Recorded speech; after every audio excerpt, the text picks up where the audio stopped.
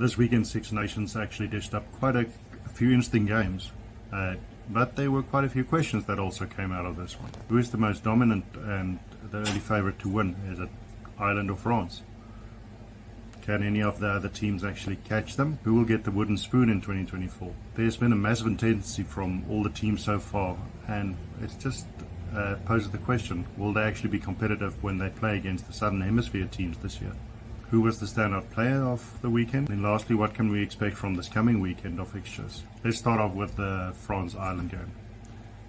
If you have a look at the scoreline, there's no question about it. Ireland were absolutely dominant, and they were the more clinical team on the day.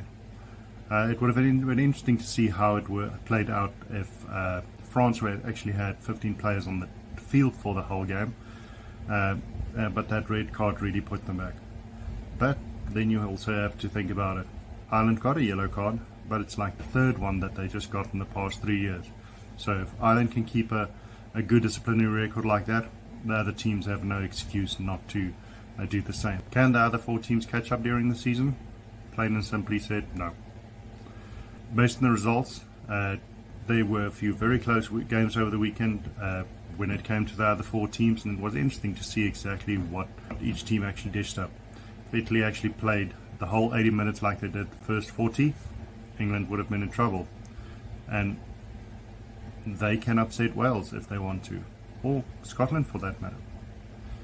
Then on the other side, Wales actually played like or if they play like they did in their comeback, England is in for a tough one, and so is Italy. So we don't know what those two will do. On the other side of the spectrum, England and Scotland are probably the stronger of those 4, but yeah, they're not challenging for any of those top 2 positions. If you're thinking about who will get the wooden spoon in this year's edition of the competition, it's going to be a close race between Italy and Wales. There's no doubt about that. The intensity from these teams right from the start has been amazing, especially if you think about it that it is the first game of the season. Usually this first game is a little bit of an up and down affair, and you don't really get too great of a gauge of exactly where the teams are. But the speed with which they actually came out of the blocks and they really showed what they're capable of was impressive. And if those are the types of displays that they're going to put on for the whole year, there's going to be a few Southern Hemisphere teams that are going to sweat. Southern Hemisphere teams, every single one of them have gotten a new coach this year, except maybe for South Africa. He's kind of a returning coach with Rassie jumping back into that position. But whichever way you look at it, all the teams are busy rebuilding. There are going to be some interesting results. There are going to be some major upsets. Sadly, we can't read too much into it yet, if it goes either way. If the Southern Hemisphere teams dominate, if the Northern Hemisphere teams dominate.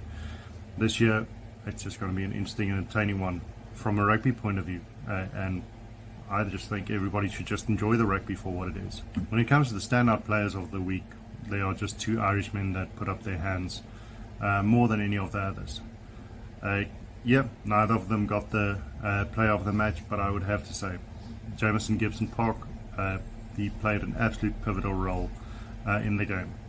He's usually pretty good as a scrum half where he distributes from the set pieces and from the rucks and mauls, but that was not the part that impressed me that much.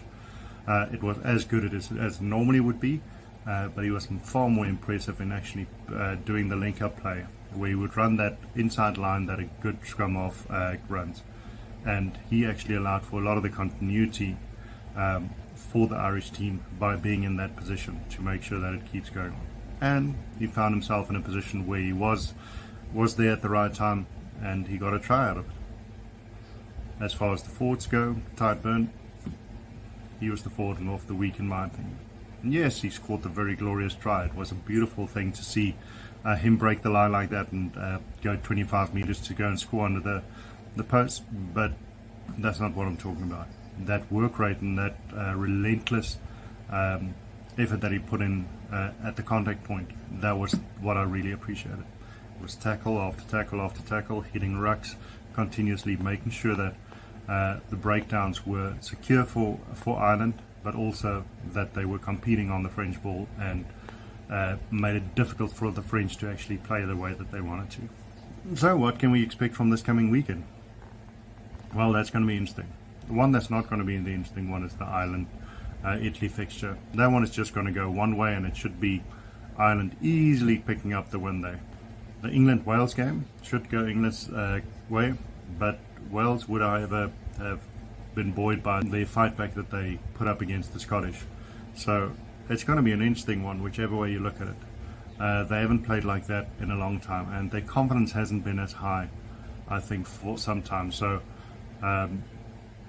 it would be interesting to see if they can capitalize on that, where England has been a bit spotty at times. Their performance against Italy wasn't convincing the whole 80 minutes, so that might be an interesting one. The one that I think is however going to be game of the weekend should be the Scotland-France game. France will be wounded from the match against Ireland, where they absolutely got annihilated, but it should be interesting to see if they can rebound successfully from that. Scotland, however, over the past couple of months have promised to deliver exciting rugby the whole time. Everybody enjoys the type of rugby that they play. Sometimes it comes off, sometimes it doesn't. But when they play at Murrayfield, it comes off more often than not. And this game is going to be played at Murrayfield, so let's see what the Scots can do.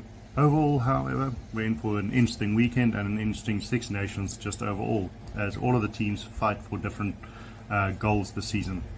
France and Ireland, theirs is the most straightforward of all. They're just fighting for that number one position. At the moment, it's up to Ireland to slip up to give France a chance, but yeah, that's going to be the fight there at the top. England will be fighting to regain some of the glory that they had around 2016, 2017, leading up to 2019, where they really were playing top rugby, and to get back up to the level where they had the unexpected good results in the recent World Cup. Wales will fight to get back to some level of respectability on a consistent basis, because that is not something that they've had. Scotland will fight to live up to the hype and play the exciting rugby that they can, but play it on a continuous basis.